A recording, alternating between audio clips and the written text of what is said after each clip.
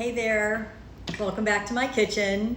I'm Tina from Living Delicious Nutrish, and today is going to be one more Mezethes or appetizer recipe for you. Totally Greek inspired and completely paleo. I love hummus, and I know it's a really popular thing, but today I'm going to show you a little bit of a twist on hummus. This is made completely from beets, and I use a little non-dairy Greek style yogurt. And I'm going to show you how I do it. Earlier today, I roasted these beets. I like to use fresh beets. The recipe online has a couple different options, but for me, I think the best thing is to just go with fresh organic beets. I just rinsed them off a little and dried them, poked a little holes with a little knife, with a paring knife, and put them in the oven for about an hour on 350. I like to do them slow and let them really concentrate that flesh and get all those beautiful natural sugars concentrated and give it a nice firm texture as well.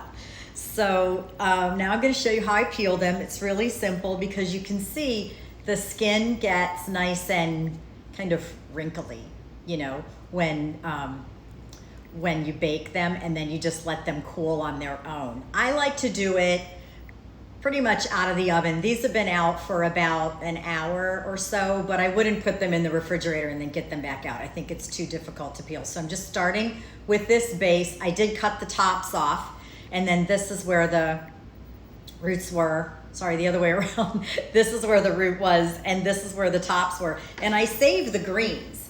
I love to just saute these, put them in a salad or chop up the stems. They're just as delicious, if not more so, than kale, and they're full of nutrients. I just love these. I'm gonna see what's happening with everyone today too. So ask me anything while you're here. If you have any questions, feel free to send me a little note, and a cooking question, a Whole30 question, paleo question. I've got my Whole30 group starting here in September, so if you're interested in more information about that, and if you don't want to ask me here, you can DM me. So anyway, this is all I'm doing, right? Just literally removing this wrinkly skin. It peels right off. I like to start it with a knife. You can do it with your fingers. You can go around with a knife real quick and just get all of that skin right off. It just very simply removes.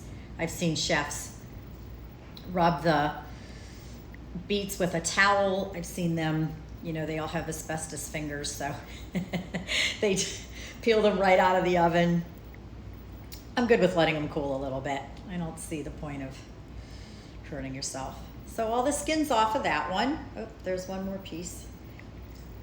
I've never eaten the skins. I don't recommend them. These were about medium size. They do shrink a little bit in the oven. You can see how simple it is. And yes, everything turns red. So as I was saying earlier, the rest of these ingredients are completely paleo. I am adding some tahini, but if you are AIP or autoimmune protocol, simply leave it out, and you'll see that it's just as delicious without. I'm gonna rinse my hands off real quick here. There we go. And I'm just gonna quarter these real quick. Quarter like that, and then maybe run the knife through them one more time. I'm gonna let the food processor over here do all the work.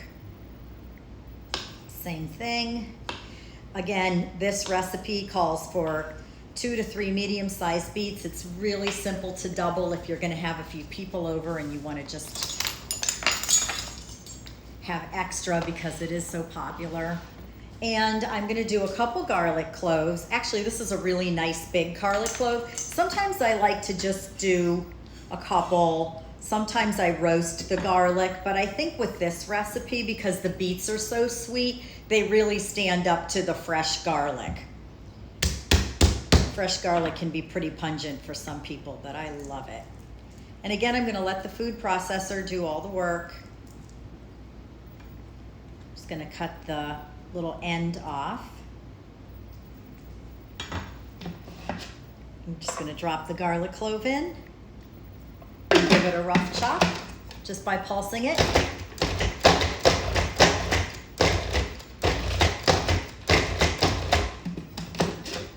And you can see that's nice and minced already.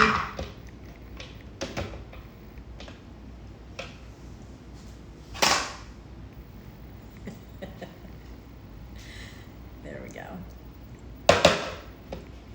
I have to talk to those Pivo customer support people because they seem to, this thing seems to just not want to follow me through my kitchen.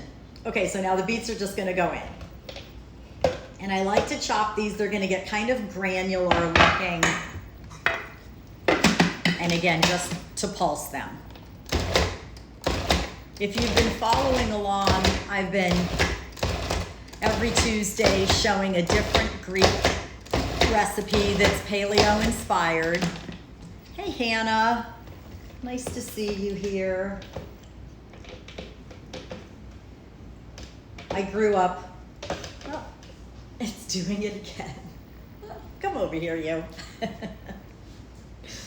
I may have to turn you off. There we go, come on. Getting this thing to track me sometimes is a challenge on live Instagram, so I apologize. Give this one more quick whir. And the more beets you do, depending on the size of your food processor, the more they'll stay into the bottom of the bowl. And if you're scraping it down and using a silicone or rubber spatula, you want to make sure you don't get it stuck in the tip of the blade. Next, a couple teaspoons of this Kite Hill Greek yogurt that's made from almond milk, so completely dairy-free. And I don't really get crazy with precise measurements. I like to just do it until I like the texture and the flavor.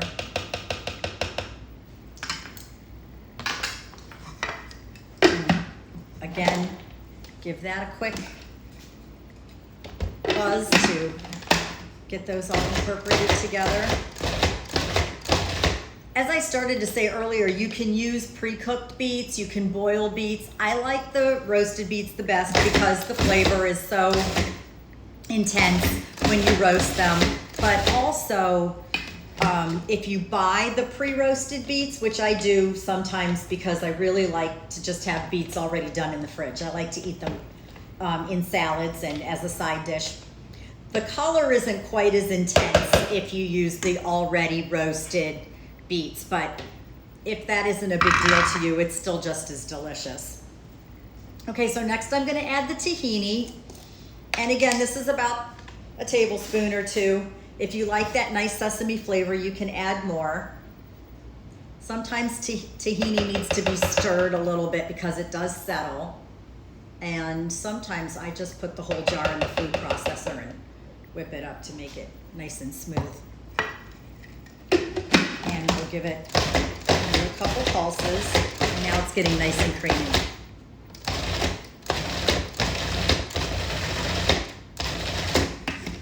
And I like to serve this with some grain-free crackers or with some sliced vegetables. This is really coming together nicely, and that tahini just gives it such a wonderful roasted flavor. So next, I like some cumin. And cumin, again, nice and smoky. About a teaspoon.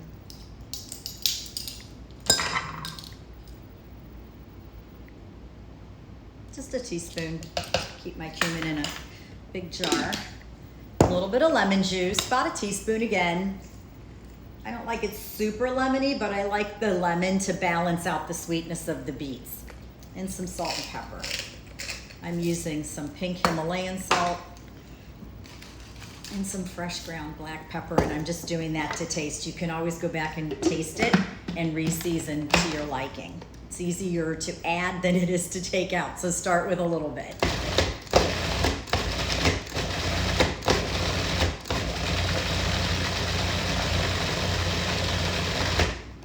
just like to let it go a few more times to make sure that it's nice and smooth.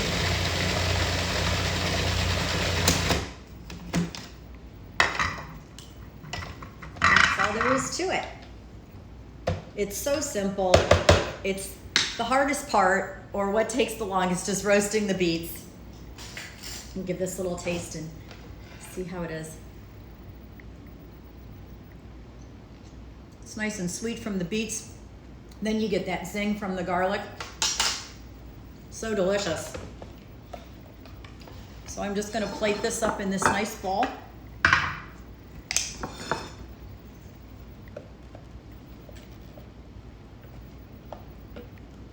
I like serving several different kinds of dips when I have people, when I'm entertaining, or just to have around the house for good snacking.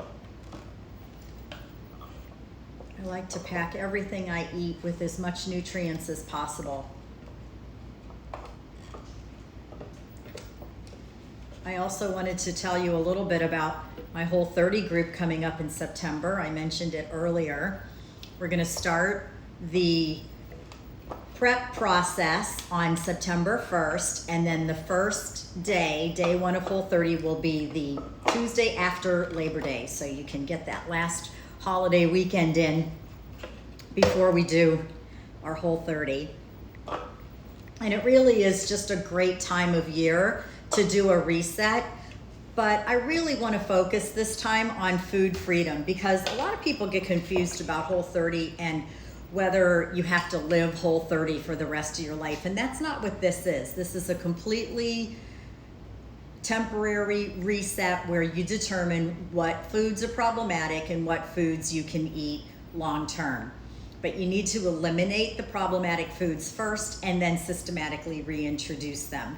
Once you do that, you'll know what works for you and what doesn't.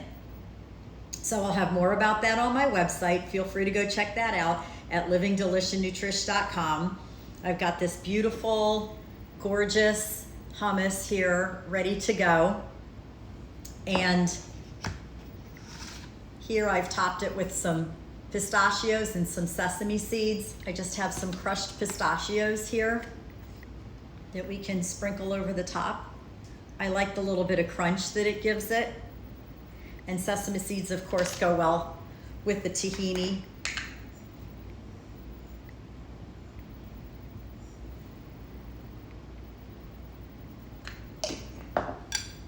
And that's it.